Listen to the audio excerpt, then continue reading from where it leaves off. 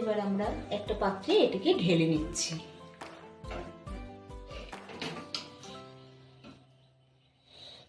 আপনারা দেখতেই পাচ্ছেন আমাদের মুড়ি ঘন্টটাকে, কালারটাও কত সুন্দর চলে এসেছে।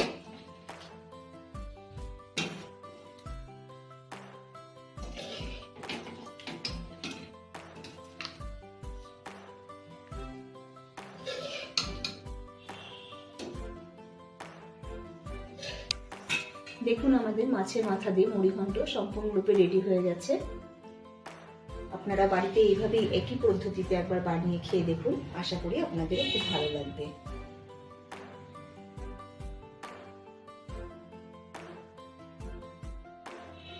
যদি আমাদের এই রান্নাটি আপনাদের পছন্দ হয়ে থাকে বন্ধুরা, তাহলে আমাদের চ্যানেলে একবার লাইক ও সাবস্ক্রাইব করে দেবেন, আর বেল আইকনটিকে একবার প্রেস করতে ভুলবেন না।